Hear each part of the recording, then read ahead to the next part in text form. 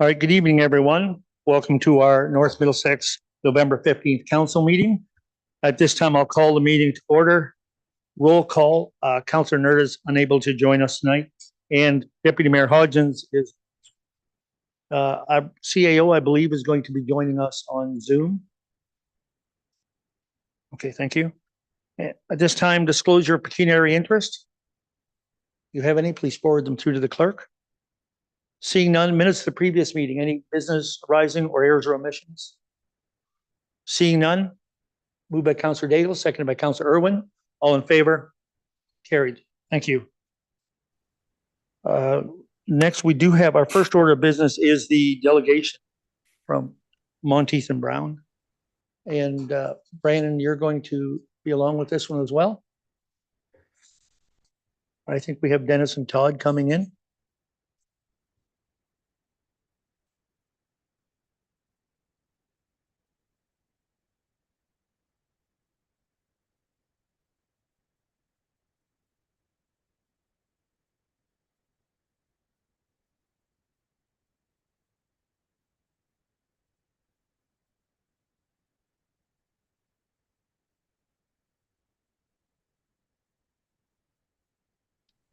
Good afternoon, everyone. Can everyone hear me? Yes, we can hear you. All right, perfect. Thank you very much. We're just going to get you a little bit louder, I think. Just a minute. Turn the volume up a bit. Great, thanks. Let me know when you're ready, please. Try that. All right, can you hear me? Is that better? Is everyone good with that? Testing. A little more? Test. That's lots. Okay. Test. Okay, perfect. So good evening, Mayor and members of Council. My name is Dennis Kwan again, Senior Planner with Monteith Brown Planning Consultants, and joining me is Todd Brown, Principal Planner of our firm and the Project Manager for the Recreation and Facilities Master Plan. So I will share our screen. Can I have the screen sharing capabilities, please?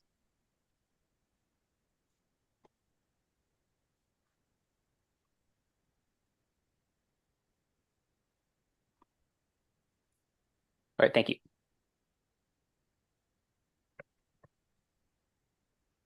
All right, I think my presentation should be on the screen now. So we're happy to be back tonight to present the final master plan. So tonight we'll be focusing in on some of the key changes that have changed since we were here last in May.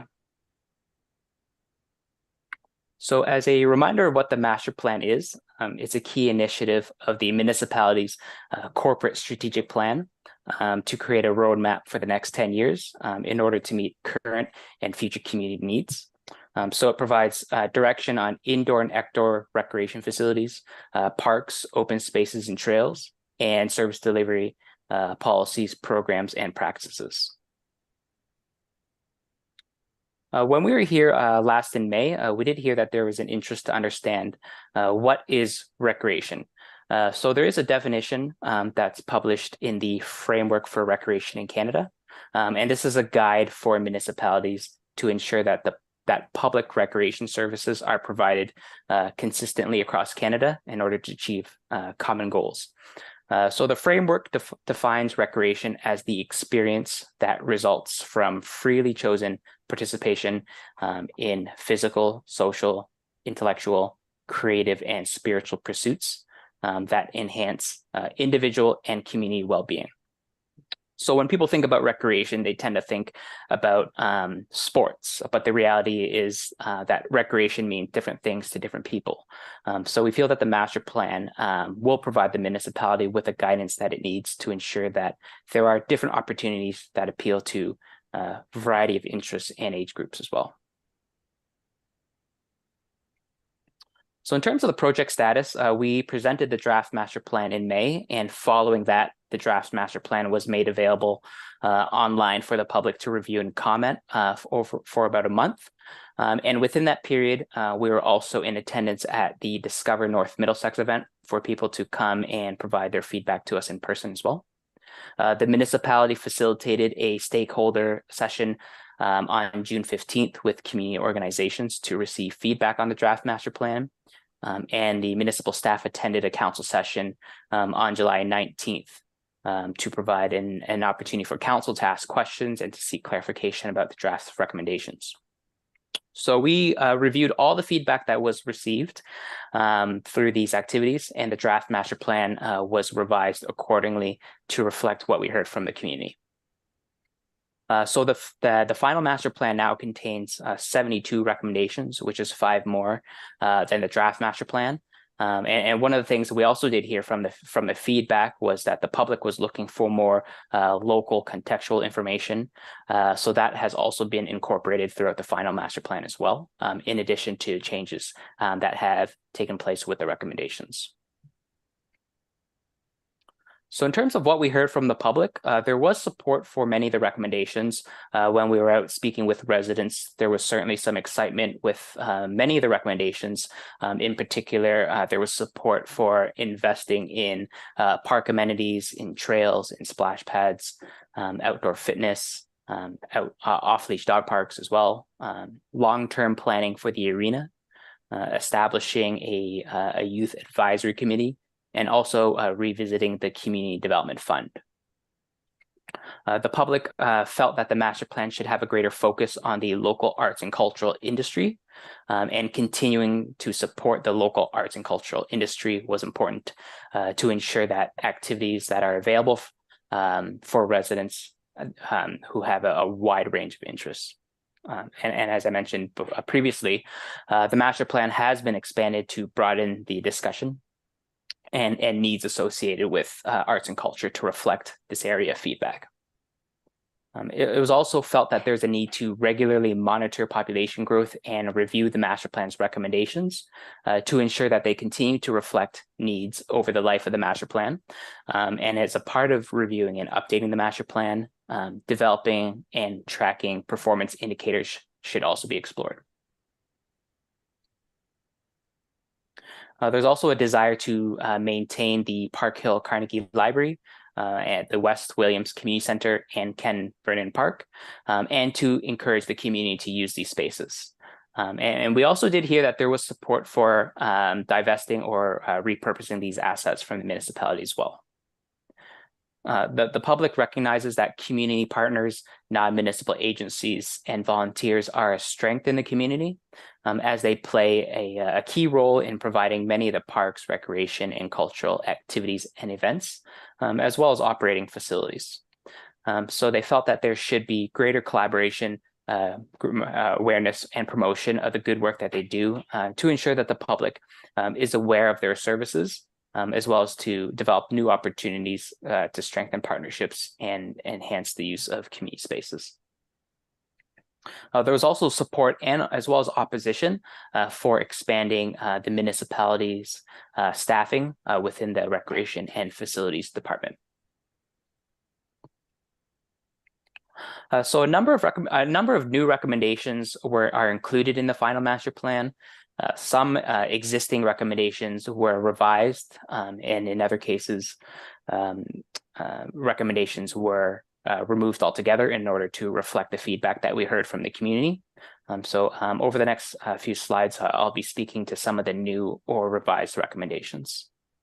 Maintain the West Williams Community Center, and in doing so, the municipality should work with the community to bolster utilization by raising awareness and promoting the use of this facility, encouraging the community to use the facility for general rentals, for hosting more special events and other activities, and monitor and track annual usage will be important to understand how the use of this facility changes in order to inform future decisions with this facility. Engage local arts and cultural groups to ensure that they continue to be successful over the long term by raising awareness and to ensure that the public is aware of the spaces, programs, and services that they offer to help groups plan and develop future opportunities and provide other needed supports. Monitor the condition of the Park Hill Gallery and the Yule Town Hall and create a capital reinvestment plan to understand what are the costs required to maintain these facilities and to guide future decisions associated with these two sites. Working with groups to secure a range of funding sources is also recommended for facility enhancements, such as grants and fundraising. Work with the arts and cultural community to examine opportunities to incorporate public art and local history within the municipality's parks and facilities. And in doing so, a public art policy should be created to establish an evaluation process and any approval process, as well as direction on developing, acquiring, maintaining, as well as funding public art. And establishing a public art reserve should also be created. Explore opportunities to enhance the use of open space at Ken Vernon Park, such as working with community groups to deliver outdoor programming. And recognizing the master plan speaks to the need to relocate a ball diamond from Elsa Craig Community Park, as well as the potential need for additional future ball diamonds. Ken Vernon Park may also be an opportunity for a ball diamond complex, but engaging ball user groups and the broader public through this process is encouraged. And monitor demand and request to expand the community garden in Park Hill, and consider additional community garden locations if the municipality is approached by a community group or volunteer who's interested in partnering with the municipality. Work in partnership with the USABL Bayfield Conservation Authority to raise awareness and promote the use of the Park Hill Reservoir for non-motorized water-based activities such as canoeing, kayaking, and fishing. Initiate a site selection process to establish locations along the USABL River for casual viewing and enjoyment, and as well as opportunities to launch personal non-motorized watercrafts. So as a part of this process, a few site selection considerations should also be evaluated, such as adequate parking, visibility, compatibility with adjacent land uses, potential connections for active transportation, as well as safety. And as a part of developing a trails master plan, explore opportunities to create or formalize connections to non-municipal lands, such as the Conservation Authority, Thames Talbot Land Trusts, and campgrounds, as well as consider winter maintenance opportunities to support year-round walking and winter activities such as cross-country skiing. Undertake renewal of the Coronation Park gazebo, or replace it with a new shade structure or pavilion. And undertake a departmental review by the CAO or an external source to confirm the need for a supervisor position for the Recreation and Facilities Department. So there are 72 recommendations in the final master plan, but each recommendation we've identified which ones should be implemented based on short, medium, and long-term priorities. So for each year, staff will bring recommendations forward to council to be considered and integrated into your capital and operating budgets, and to provide additional information as necessary in order for council to make informed decisions. So by implementing the master plan, it's certainly not something that the municipality has to undertake on its own. Where possible, collaboration, coordination with community organizations, with volunteers, with the Recreation Advisory Committee and others is encouraged. So over the next 10 years, making sure that recommendations continue to make sense for North Middlesex will be important. So this means that there will be a need to monitor and track population projections, usage data, and facility conditions, and other metrics to understand what is population growth going to be, and what is the facility utilization, in order to guide your future decisions. And if necessary, it may be necessary to adjust these recommendations to address needs as they evolve. So as a part of the process, establishing performance indicators can help the municipality determine where you are successful and areas where attention may be required. So by monitoring performance, tracking data, and adjusting recommendations accordingly, that will ensure that the master plan continues to be a living document for the community. So with that, thank you very much for your time, and we are happy to answer any questions that council may have. Thank you very much. Brandon, is there anything you'd like to add before I ask council questions? No? Questions from council? Questions? Councilor Irwin. I was seeing if my colleague wanted to start or not. First off, I'd like to thank consultants, and I want to thank our manager of recreation facilities for the review of the plan and the revised process that came forward. I think this really addresses a lot of the questions that some members of the community had on the initial draft, and I think it's well done. So thank you very much for that. I do believe the closing notes of our consultant report, it was well spoken, and that is the need to monitor population growth and demographics as the definition of recreation emerges and evolves over the next 10 years. So I don't really have a lot of questions at this time. I just want to thank all concerned for the revision. Okay, thank you, Councilor. Councilor Allison. Absolutely, thank you. And I will echo my colleagues' views on the master plan. It certainly was refreshing to read it. I was a little surprised to see that you're recommending that we maintain and promote the West Williams Community Center and the given that they're underutilized now. I would like to have a better understanding of that, if at all possible. What prompted you to change your views on that? So thank you for that question, and through the mayor, you're correct that the West Williams Community Center is we found that it is underutilized, and when we brought that recommendation out to the public through the draft master plan, we did hear a number of comments from residents who were in support of continuing to maintain that facility. It was mentioned that there were users who there were residents and groups who used that facility for family gatherings, for the Canada Day special, Canada Day fireworks, for example. So we did hear from a number of residents how they wanted to continue. They felt that it has potential for more use, in that the municipality should reconsider repurposing that site. So these master plans, they're very much community-driven plans. So they're social plans, and it's important to consider the comments and input from the public. And that is why you'll see now that the recommendation that, as we have it now in the final master plan, is to promote the use of the facility, to explore, to work with groups, to work with residents to use this facility. And then we also speak about monitoring and tracking the use of the facility to understand, through your efforts to promote the use of the facility, if the facility use increases over the next number of years, that may give the municipality more justification for continuing to maintain that property, or are other uses may need to be considered at that time.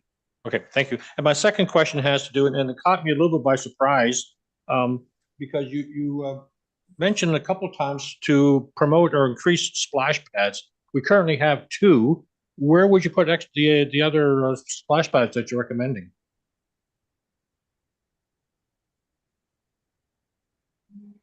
The recommendation wasn't specifically. The East Williams Park was another one of the comments that we heard about. Not everyone has the opportunity to travel to Elsa Craig to use a splash pad, and East Williams, I believe it's called the East Williams Park. That was suggested as a potential location for a splash pad. So that could be one of the opportunities that the municipality could explore. Okay, essentially, Councillor, what we're finding with respect to splash pads is that there's a growing demand overall for splash pads, not only in your municipality, but really across the province, with warmer summer periods and opportunities to look to cool down in a reasonably close proximity to residents. So we're not treating it like a playground where it's, within a certain number of meters of each residential house, but really looking at, is there a gap? And once we heard from the public, we felt that there was opportunity and there was a potential gap at the East Williams Park that could be filled with a splash pad. Not necessarily the same size as what you currently are providing. It could be scaled down, but really it's to provide some limited opportunity at that location. Okay, And thank you. and also just to follow up with that we do recognize that that particular playground is aging and due for replacement. So at that time, there could be an opportunity for a joint development project, for example. Thank you. All right, thank you. Just a comment to your first question about West Williams, the community center. That's a decision that would have to be made fairly quickly because I believe there's some roof issues there, and if we're going to maintain it, we'd have to spend some money on the roof. Is that not, Brandon? If you want to speak. Yeah, that is correct. We did have a report in 2021 done by Garland Roofing that kind of identified it then. We're starting to see more leak issues in it now, and I had Smith Pete Roofing come out and just provide a budgetary quote for it, and it's a substantial number, so that is something we will have to decide. We had 120 rentals there this past for the year 2023. We do have a bluegrass festival coming, as well as a rugby club that is looking to use those fields during the summer, so the usage does seem to be on the uptick. Whether it stays there, that's something we'll have to monitor. Thank you. Those are questions. Councillor Daigle? Referring back to when we talked, I think it was mentioned West Williams baseball. I thought baseball was on the wane. We have diamonds that aren't being used at all. Why would we be looking at putting in more baseball diamonds at this time? Useful, but Go ahead, Dennis. Through you, Mayor. So through our analysis, we did see that there was, taking a step back, that we're seeing the trend in baseball is increasing, but it is cyclical, and that could depend on factors such as how well the Toronto Blue Jays are doing.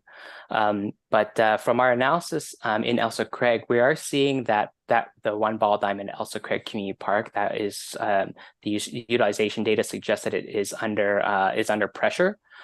So in the recommendations, we do speak about potentially relocating the Elsa Craig Community Park ball diamond to another location, and potentially that there could be an opportunity for a second ball diamond in the future. So we, in the master plan, we do speak about potentially looking for a new site for 2 ball diamonds.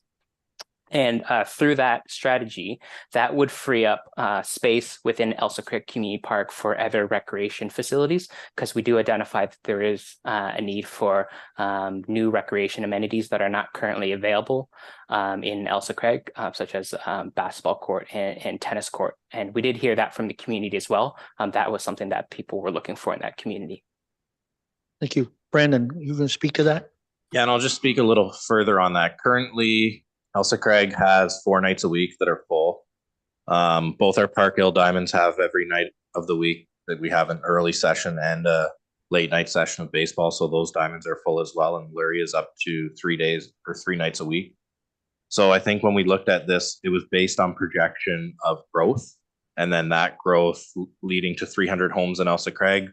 What impact does that have on the ball diamond? If that does have the impact that we hope that it has to our baseball association and other sport associations, at that point it would be, okay, do we need something else here now that we've added 300 homes? But it's certainly not a this minute they're under heavy pressure. Follow up on that. Or good. Good. Any other questions at this time for them? Seeing no other questions, we do have a recommendation in front of you. And that is a council accept the final version of the Recreation Master Plan as presented by Monteith Brown Planning Consultants for immediate adoption of the framework, which is moved by Councillor Daigle, second by Councillor Irwin. In favor? Carried. Thank you. Thank you, gentlemen. Thank you. Have a good night. Thank you very much, everyone. Have a good night. You too. Our next is department reports. 5.1 is a report from manager of recreation facilities before school program. Mayor Ott, members of council, the report in front of you is an information report to outline the YMCA's before and after school program that has went by the wayside.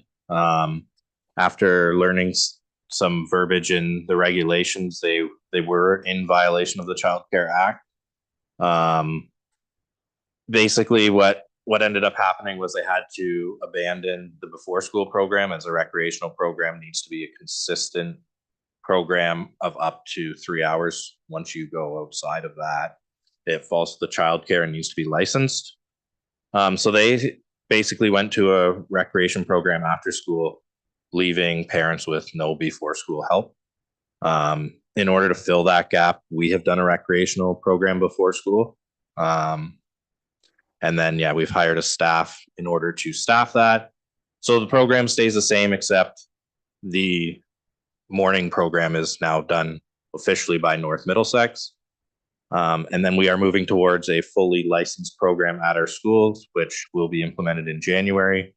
Currently, there's 10 families signed up for that. And when that happens, we will cease that program, as well as the YMCA will cease the after school recreational program.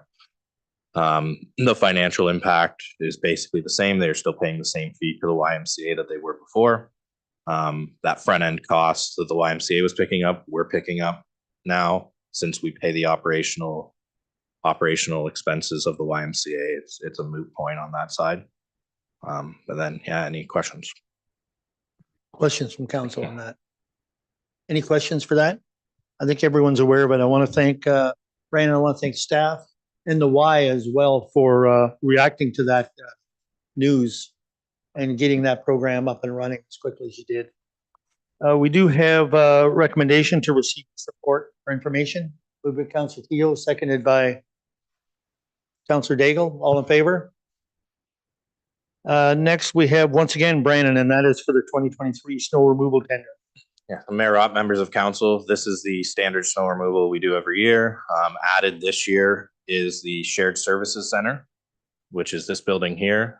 Public Works used to take care of that, with added pressure of trying to stay on top of it, make sure that it's cleared off and salted before opening here. They felt that it would be easier to have a contractor look after that. It sheds liability for us as well.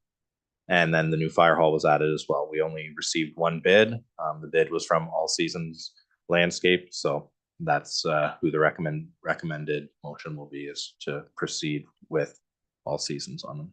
Questions from council on it? Councilor Irwin? Thank you, Your Worship. Through you, I'm just, aside from the new additions, the fire hall and the shared services center, do we have a year-over-year cost analysis? How much does this differ from previous years? This would be about 5 to 10% across all facilities increase from last year. In speaking with other people in the industry, they're seeing the same thing on tender results. I know the County of Huron said that theirs was significant, but I know insurance is going up every year for these contractors who plow snow, and I think that that's what's causing the increase. So, and salt. Do you have a follow-up on that? No? I do have one question. We have that little gravel parking lot out the other side that some people do park in. Do they clean that out, or do our guys clean it out, or what happens with that? To my knowledge, we've never treated it as an actual parking lot, unless I'm mistaken, and Public Works has been clearing it. And I can defer that to the manager of Public Works, but I believe that we've only ever done the parking lot right here that's paved. Okay, so it would be only under maybe a heavy snowfall or something if we have cleaner or something? Correct. Is that reasonable? Correct. Public Works is still doing some of the lesser urgent parking lots. So Okay. that is something that if it's a heavy snow and the desire is to clear it off, we can. Okay, thank you. Any other questions? No, we have a recommendation in front of us. Moved by Councilor Keogh, second by Councilor Daigle. All in favor? Carried. Thank you. Next one is from HR coordinator. Hey, Donna. And post-retirement benefits. That was sent back the last meeting, if you remember, for more information. Financial portion of that was missing. So go ahead, Donna. Okay, Thank you, and thank you for addressing this again. So Mayor Ropp and members of the council, the recommendation before you is that council receive and adopt the post-retirement benefit policy as recommended by policy committee. As the mayor said, at the November 1st council meeting, council was presented with the draft policy. Following the presentation of this policy by the committee chair, council requested additional information. These being, for which benefits would the retiring employee be eligible, and what is the financial impact to the municipality? These questions have been provided in the attached report. As indicated in the report, this is not something new. Post-retirement benefits are currently available to the eligible unionized staff.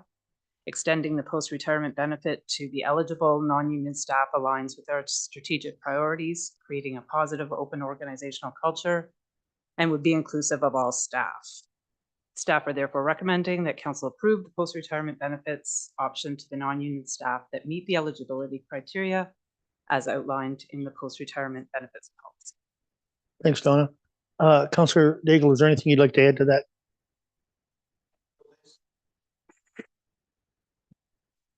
I don't think there's much to be added to it.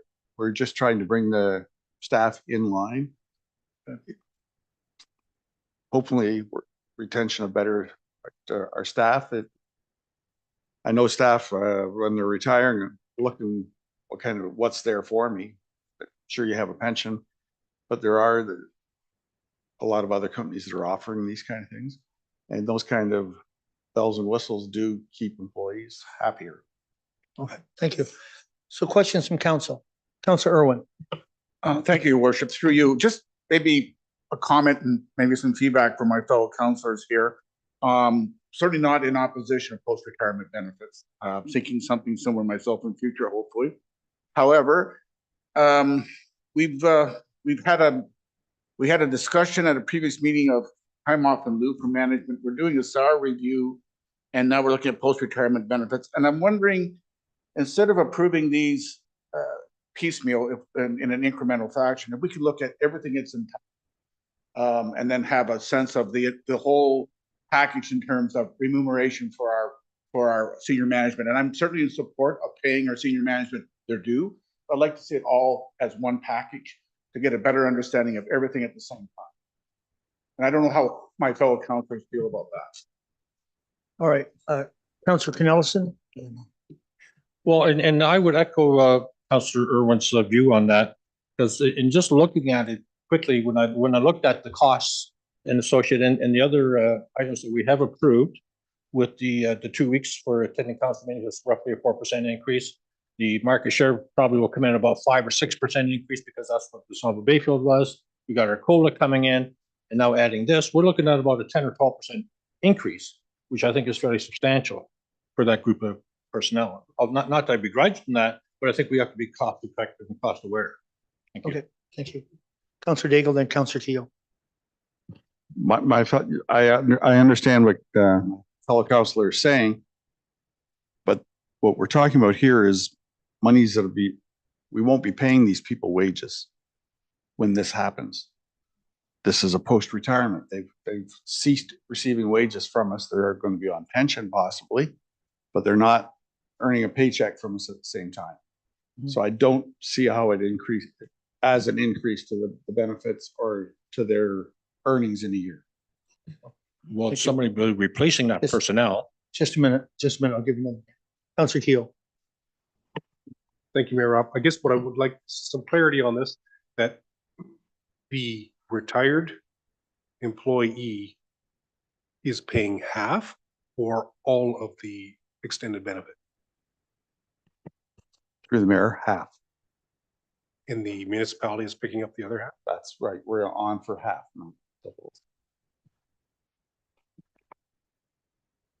More of that? Okay. Councillor Cornelison. Well, yeah, just to reply back to Councillor Daigle's comments there that the cost will not increase, but most certainly will, because not only when that person leaves and the post-retirement benefit kicks in, someone is replacing that person. We're going to have to hire a replacement person who's also going to have the same benefits.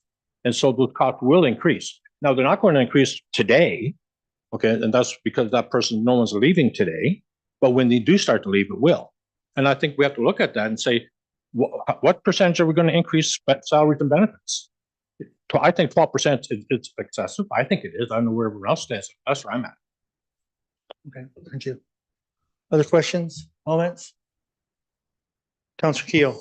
Thank you, Mayor Rupp. I guess the other thing I'd like to ask, is this starting to become the norm throughout municipalities in Ontario? In this line of work that there's extended health benefit perks? I'll ask Carolyn, can you have an answer to that? I would say it's about half, I would suggest. In my experience, I've seen it. I would say, yeah, about half the municipalities that I have talked to about it have it, but it varies. Sometimes we're suggesting it for 5 years. Some do it for a period right till you're 70. Others do it in different ways, but some sort of post-retirement is about in place about half the municipalities.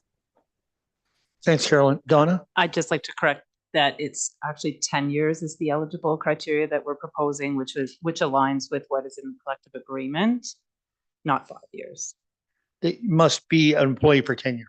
Yes, you have to be an employee for 10 years, but you only get the benefit for 5. 4 or 5 years. Yes, that's what I meant. Yes. Maximum Okay. 5. Okay. Okay. Or 70. Whichever's first.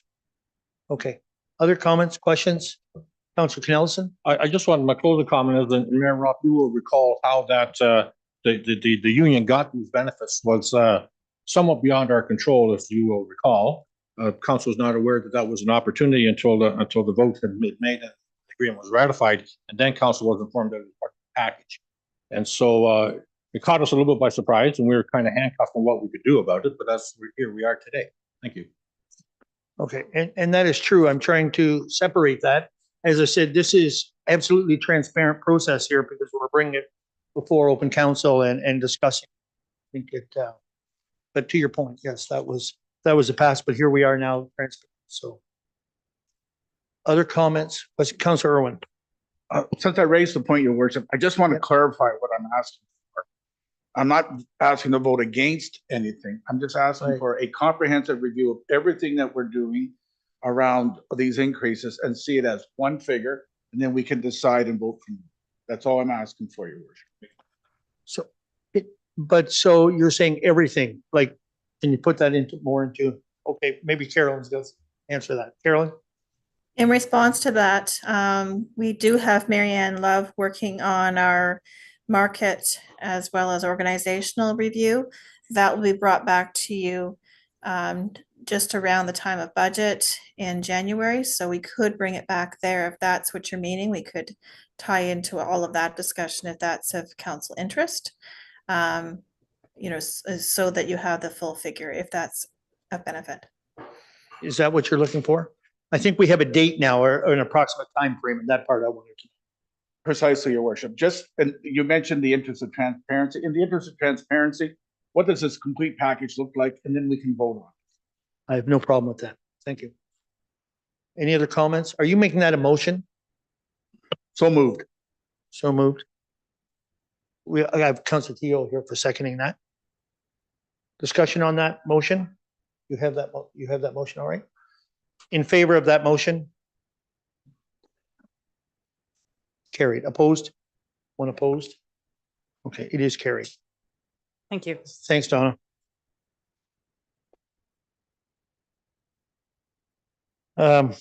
Next one is Public Works, and that's the bridge and the culvert. Some inspections. Vance.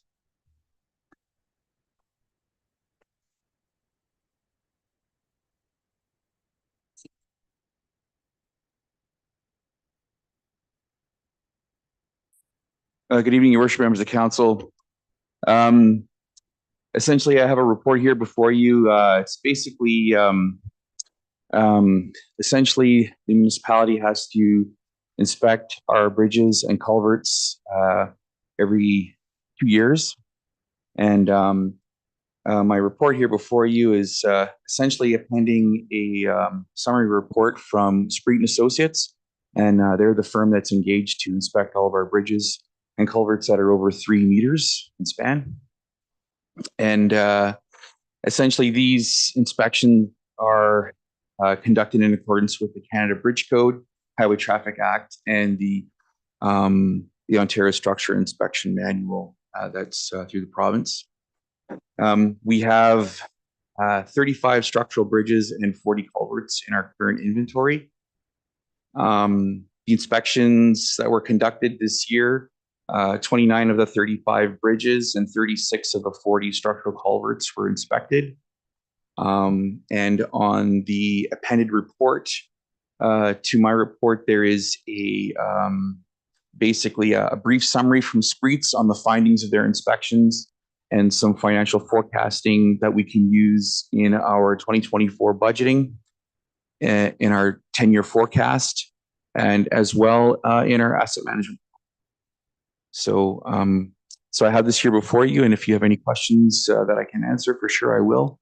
So yeah. Okay, questions from council?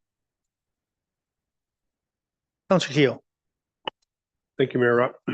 Vance, it's become a great concern since that last culvert failure that we had on Fernhill. When they are doing the inspections, and it's actually just a simple question, are they actually walking down into the water and looking at these culverts? I did go down to look at that one after, and it wasn't something that just propped up. So I'm asking, are they any type of x-ray equipment, or are they actually putting the rubber boots on, going in and having a look and saying, not this year, folks, but next year, we got to dig deeper into this? Through your worship, they, to the best of my knowledge, they're supposed to be doing that. There are some inspections that for a couple of our structures, for example, that are sort of, what's the word I'm looking for here, are still yet to be done for that exact reason, because they couldn't get underneath the bridge or the structure because the water was too high. So that would lead me to believe that they are actually getting on site and going, okay, well, I can't quite get underneath there because the conditions aren't favorable. But any interactions that I've had with Spreet is they are inspecting those structures from underneath. Okay. Other questions? Councilor Knellison? Thank you, Mayor Rob. Vance, I read this report with interest, because I know we have a number of bridges that are quite old and, you know, are going to need some work. But at the same time, part of me is wondering, like, some of these roads where the bridges are that are not well traveled and they can't accommodate farm equipment, today's farm equipment anyway, is it worthwhile to even consider replacing these bridges? Or do we look at perhaps just closing the road there if it's not heavily traveled? Through your worship, those are all excellent questions. And those are tough questions. With bridges, what I would recommend when it comes down to, because I think sometimes in our minds, even after reading this report, even the appended report, that crosses everyone's mind. It's like, geez, you know, we've got these structures. You know, do we consider closing some of them? Do we consider replacing them? Obviously, replacing bridges is expensive. So what I would recommend is that to answer those questions and potentially any others that do come up, if council were to undertake in the future a bit of a bridge needs study. And what this would do is it would consider the classification of the road, and the classification of that road would be determined by traffic counts and speed and other uses. And it would also prioritize and inventory the bridges in a way by age and how old they are when they're slated. And in these in the OSIM inspections and in Spreet's summary, they do get to that, and there's 1 to 5 and 6 to 10 year work that's to be done and so forth. But when it comes to actually replacing a bridge where there's a certain date or based on their inspections, they're going to say, okay, this structure needs to be either replaced, and if it's not going to be replaced and it's no longer fit to serve as a bridge, then it's going to have to be decommissioned, which I would also caution council as well that in the event that a bridge is closed, there is also a cost associated with closing that bridge as well. It's when a bridge is closed, it is not free. There's expenses into closing and decommissioning. So, but I would recommend that council undertake a study to that effect, which would basically summarize all of that. I know from experience that when that discussion does come up, where a bridge is being considered, or a culvert, for example, is being considered, where council is wondering whether or not they wish to spend the funds to replace that structure, it definitely becomes a community discussion, and one that needs to be made in a way where there may be public information sessions, and something that requires a little more to it than just the study itself. So that's just something that I would like to advise council to consider. Thank you. Councillor Irwin. Thank you, Worship. If I could just pick up on that point, certainly comment Councilor Nelson just made. Bridges are historical. Some of them are of some age. And would we be able to extend the life if we were to look at the weight limit on the bridges and maybe lower them, or put a certain weight limit on it, because they were designed for a certain weight limit, and of course equipment today is much heavier. Through your worship, those are also great points.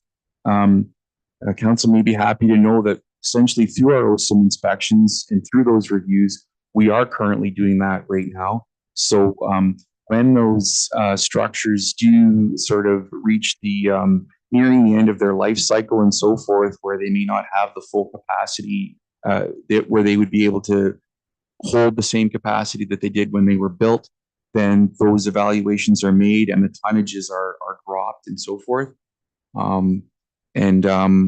We've got 3 of those structures that I'm aware of right now where the tonnage is, say 10 metric tons or lower. So it will accommodate like sort of normal, I say normal, just regular cars and light vehicles and so forth. But for example, like fuel trucks, milk trucks, anything that's, over 10 metric tons, that they can't cross the bridge. So, also I'd like to add to that is we are also relying on the honesty of the operator and the driver. So, and we for example, when we did the bridge 34 near Elsa Craig on New Ontario, we also made sure that those the tonnage signs were as close to the respective intersections, so that if anybody was going to turn onto that road with a heavier piece of equipment, they would immediately see that sign and go, "Oh, I'm too heavy for that road," or whatever. But again, it is on the honesty of the driver. So, yes. Thank you. I just before we go any farther, I'm wondering if council has an interest, because I certainly would, in first of the year, having maybe starting council 1 hour early and having Spreets come to talk with us on it. There's a lot of questions on these bridges. And then we could spend maybe an hour time, and especially coming into budget time in January, maybe we could get Spreets to come and do that if council would agree to that. Does it sound okay? So we'll try to set that up so that we can do that. But that would answer some of the questions that you've answered. Also, what Councillor Keogh mentioned about what is encompassed in your inspection. Certainly. I do have a question for you, Vance. When you say the 35 bridges, does that include only the ones that we're responsible for, or is that, like, we have some county bridges on our roads? Does that include those bridges or strictly our bridges? Your worship, those are just the bridges that are under the jurisdiction of the municipality. Okay. I know there's a bunch. Councillor Daigle, did you have? I'd like a clearer understanding of when does it become a county bridge? Because I was sure that Bridge 34 would qualify as a county bridge because over certain size. Through your worship, I can, if it's the will of council in that education session of all as well, I can we can bring that question to Spreets and perhaps they can bring some shed some light on that as well. In my conversation with John Spreet, he said he'd be happy to come to council and do what your worship is suggesting, is to have that meeting. I'd also like to add to that point, it would also be an opportunity for council to learn more about different strategies with respect to bridge and culvert replacement. It was good to see that the municipality so far has taken some different strategies.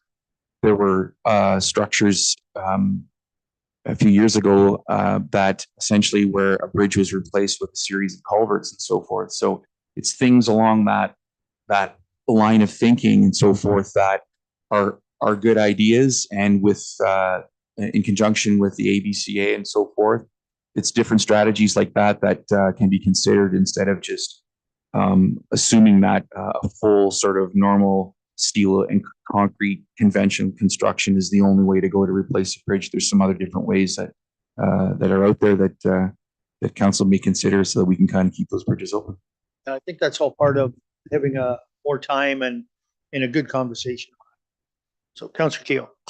Thank you, Mayor Rob. This is actually just a comment. I have more people from out of the area, other municipalities wanting to know when a bridge is going to be open than I do with people that live in the area.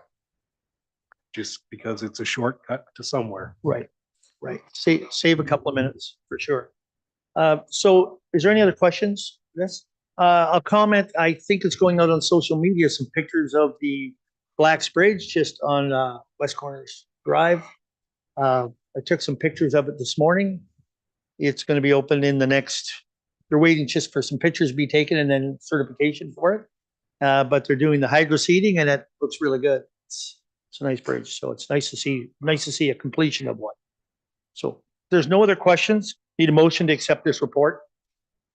Councillor Keogh, Councillor Irwin, all in favor? Carried. Thanks, Vance.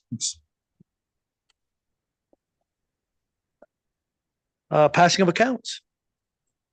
No, what did I miss? Oh, sorry, Carolyn. Sorry, waving her arm frantically. Carolyn, sorry, you have the one on the emergency preparedness grant. Thank you, Your Worship. It is a grant that has just been released with regards to primarily to things to do with emergency management. So we took a look at what our needs are for emergency management. It was already in our budget to purchase a generator for Yule Township Hall. It was in the budget for $12,000. However, we've done a quote for that more recently, and it's actually come back at $15,000. So the application for the grant would be actually for $15,000, which would cover the entire cost of the new equipment that we would need, being the generator. Questions? No questions. We have a recommendation in front of us. Councillor Daigle, Councillor Irwin, all in favor? Carrie? What, Adrian, you break your arm tonight? You're not putting your hand up very much. Okay, now it's passing of accounts.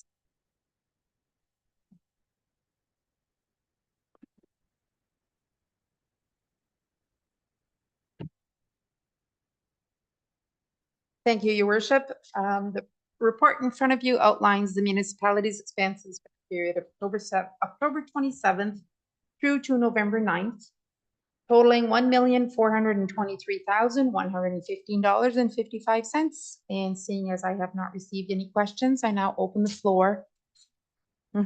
Twice in a row. Questions from council? Councillor Irwin. Your Worship, and this may be directed as well to the manager of recreation facilities. What's left on the Park Hill Fire and EMS? So through the mayor to Councillor Irwin, what's left to do is still left in terms of payment or left in terms of work? I think they're related, so perhaps both. I'll have to pull up a bill here, but we're very close. We did receive our occupancy yesterday at 3 p.m. So that in terms of occupancy, we will be issuing substantial completion, and then they have their 60-day window for any holdbacks. And then it's just minor things left, like line painting, the asphalt at the back, but reasonably close. I'll look and get a full number for you. Just on top of that, can we get a report of where we're sitting for costs at the, like total costs right now at the fire hall? I don't mean tonight, but can you send us? Through your worship, yes, we can definitely bring a report to council, give outlining total costs. Perfect, thank you. Other questions for Councillor Keel? Thank you, Mayor Rupp. Estelle, Vadim implementation, are they all software? Through your worship, yes, Vadim is the new accounting software that replaces Keystone here, and the implementation is, there are, I believe, 3 or 4 invoices in that one payment that pertain to annual licenses for Vadim and as well for Keystone to the end of the year, because, you know, it is a good process to run 2 accounting software packages in parallel. So we do need both until the end of the year, but most of that amount is for the implementation. And we are very close. I know I keep saying that. It's been a struggle. There's been a lot of challenges in this implementation. We are working on implementing the last module, which is called iCity Online, and that will allow our residents to log on to the system and view exactly where their property tax and water, wastewater accounts are sitting. So that is happening in the near future. Thank you. You're welcome. Other questions on this from Councillor? Brandon, go ahead. Back to Councillor Irwin's question, we are at 96% in terms of invoiced amount. Okay. Thank you. No other questions? I see we have a salt bill there. What? Not assault, for salt, sorry. Not an assault bill, sorry. But for 30,000, what is our budget for salt? Do you know, Vance? I thought maybe Vance would have that one. I think it's 6. I didn't mean to stump anybody. It's just. I can look. Okay, thank you. Bear with me for a few minutes. Yep. Thank you. Any other questions? We have a recommendation in front of us. Moved by Councillor Daigle, seconded by Councillor Canellison. All in favor? Carry. All right, we'll move on from that. Committee reports. Lake Huron Primary. Nothing at this time. Oh, ABCA. Meeting tomorrow. Tomorrow. Thank you. Blue Water. Just the information that was forwarded for Okay. Thank you. review. Thank you. Economic Development. We are looking to move the meeting date. I don't know if that's been confirmed or not. A little further away from Christmas, close to the beginning of the month of December. We should be able to report on that soon for the next meeting. Okay, thank you. Local School Advisor. Meeting tomorrow night. Tomorrow night? Okay, the Rec Committee. Policy Review Committee. You saw you had a policy number for it. Okay. Fire Committee. Yep. We had our meeting last Thursday. We had an update on the fire master plan, which was pretty interesting. It was good. We continue to look at the fire truck build, and it's being narrowed down. We learned the other day that the Freightliner chassis, you can no longer get a Cummins diesel with that. You can only get Detroit engines with that. So that seems to be the direction they're going. But the boys are very excited in building a truck. Very excited. Okay, thank you. Aqua, anything there? Carolyn? No, I haven't been called for meeting yet. Okay, thank you. All right, correspondence. to receive and consider Town of Plimpton, Wyoming calls for amendment to Legislation Act 2006. Receive and file. Township of Adelaide Metcalf, notice of public meeting. Receive and file. Town of Aurora cannabis retail application. Receive and file. Town of Rainy River water treatment training resolutions. Support that, Councillor Keel. Seconder? Seconder, Councillor Daigle. In favor of supporting that? Carried. Thank you. And the last one is the Town of Huntsville floating accommodations. Support that? Seconder? You're seconding it? All in favor? Carried. Other and urgent business, who wants to start? Other and urgent business? Estelle? Thank you, your worship. I have your answer. The budget amount for salt and Okay. sand Okay. is 50,000. 50? Thank you. Jaden? Yes, thank you. Through you, your worship. Good evening, council. Just item 9.1. We have a memo attached. This memo provides information on an upcoming project for the water and wastewater rate study and water financial plan. In 2024, the municipality is required to renew its drinking water license. Our current license expires on July 18th, 2024, and it has an application for license renewal date of January 18th, 2024. The Ministry of Environment passed OREG 45307 in 2007, which mandates the preparation of financial plans for water systems. So we've engaged Watson & Associates to prepare a proposal for the new water financial plan, which is essential for renewing our drinking water license.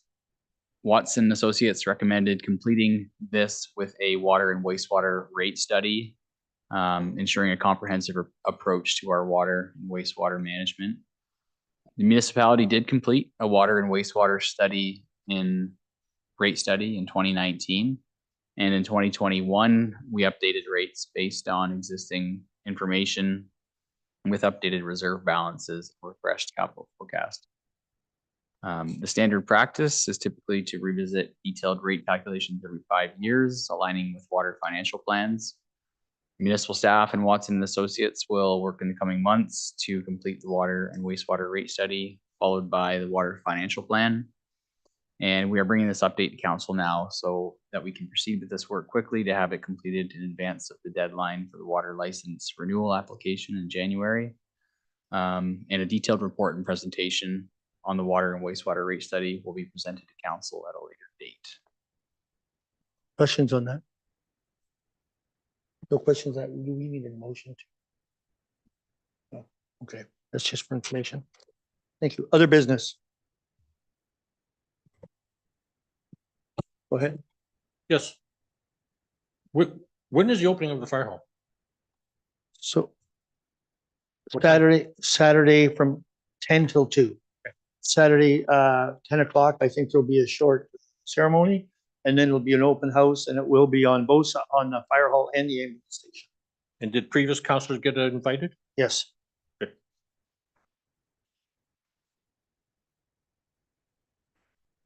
Anything else on that one? Councillor Irwin. Thank you, your worship. I want to bring something to the attention of council and maybe a follow-up report from our manager of infrastructure and operations. We have a water drainage situation in Elsa Craig between the new subdivision, small subdivision on Queen Street North, and neighboring houses on Church and Rabbit Wood. We've been following up on that for the last couple of weeks. We've just completed a meeting with the engineering firm of record just prior to council at 5 o'clock this afternoon. And I'm wondering if we can get an update on next steps from our manager of infrastructure. Certainly, through the mayor, just to kind of go over some of the complaints we have been receiving from the residents in this area for council's information. So this is in the Queen Street North area of Elsa Craig and also Church Street and Rabbit Wood Court. The municipalities received a number of complaints from residents in the area about sump pumps running continuously when previously they did not. concerns about increased electrical costs for all their pumps running, concern about property damage, and then complaints that the neighboring property to the north, the development property, has altered surface water flow, which is draining into the backyards of these properties, resulting in flooding and potentially the groundwater issues they're having with their basements. So we've been receiving all these complaints. We have reached out to the developer and their engineer, and they have been responsive in providing information and feedback to the municipality. Just to give some more background with respect to this development, there are 5 new houses constructed on Queen Street as part of this subdivision, and the 6th one is currently under construction now. There's a total of 8 lots on Queen Street being constructed as part of this subdivision. And then there's also a private access road to a future townhouse development block, which has not started construction. It's still going through the engineering design and approvals. Through the subdivision approval process for the subdivision, the developer's engineer did prepare detailed reports and studies, including stormwater management design and lot grading plans, as well as geotechnical studies and hydrogeological studies, looking at the groundwater through that geotechnical report. The developer's engineer did notify us that the final grading for these lots have not all been certified, and that no work has commenced yet on the future townhouse block. But since the recent complaints coming in and the recent correspondence between the municipality and the developer, they have been working on completing their final grading of those single family lots and sodding of those in accordance with the approved subdivision grading design, which would then be certified by their engineer to the satisfaction of the municipality. So we're continuing to speak with the developer's engineer, make sure that the grading is being implemented as per the design.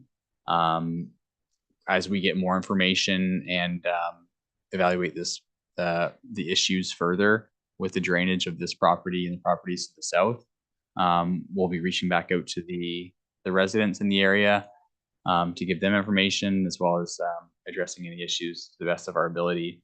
The municipality as well, we are looking at our own infrastructure on Church Street and Rabbitwood and Queen Street to verify that that infrastructure is operating properly, looking for things like potential water leaks or storm sewer backups or blockages that may be resulting in the water in the basement.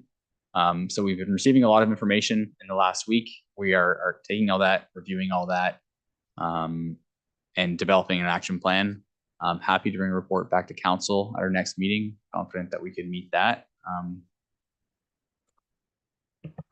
So, Jaden, if I can ask that, so that's addressing the homes and that grading on those homes, but how are we going to address the land behind it, which has been sold? So behind that ridge of topsoil, who's responsible, or who do we reach out to for that part? Right. So through the mayor, that block is still a block of the subdivision. It is still tied to that subdivision agreement and all of the requirements of that.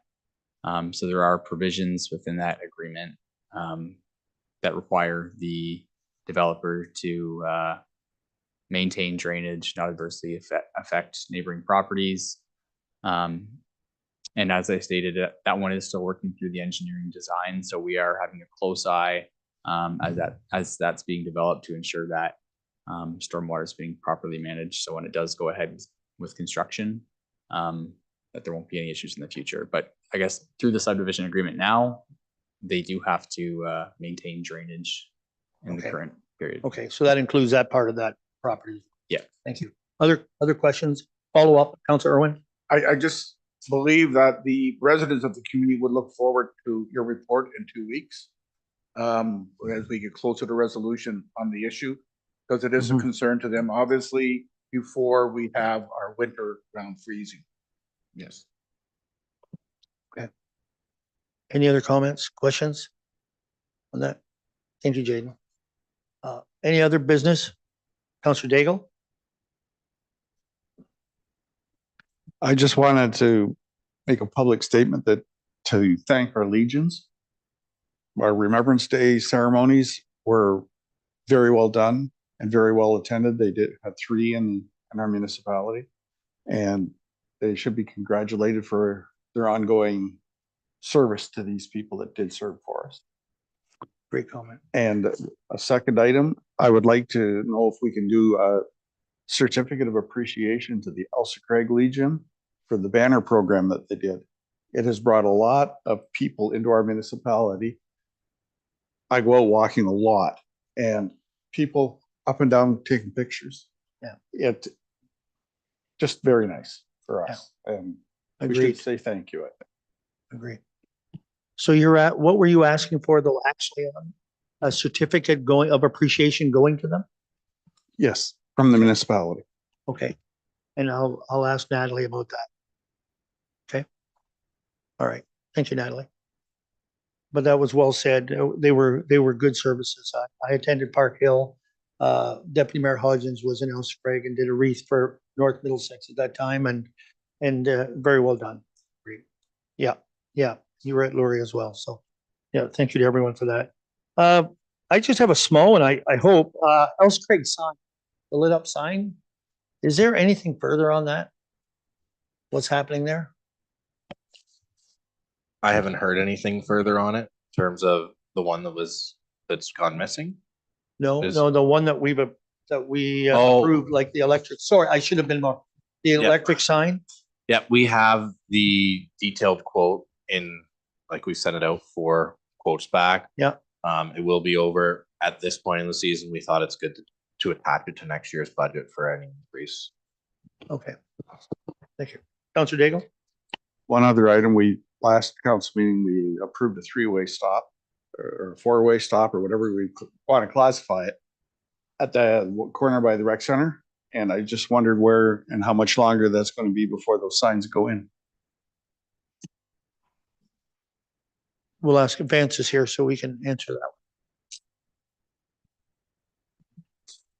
that. Through your worship, I'll ensure that those stop signs are installed this week. Thanks, Vance. Thanks. All right. Any other business? I did, but the clerk clarified it before the meeting. Okay, you've got. Yep, we're all set. Okay, thank you. There's no other business. We'll move on. Deferred items. I don't think we have any that are being spoke to tonight. Other than get your COVID booster. Carolyn, go ahead. Yes, get your COVID booster. The other one with regards to surplus lands, I'll just let you know that I've been working on that and we'll be providing a report back to council at the next meeting. All right, thank you. Thank you. Communication, including county council. You have the highlights from the October 24th, November 7th. Any questions on those? Seeing none, the reading of the bylaws. Through you, your worship, I believe the manager of recreation and facilities wanted to give a verbal on one of the bylaws proposed tonight.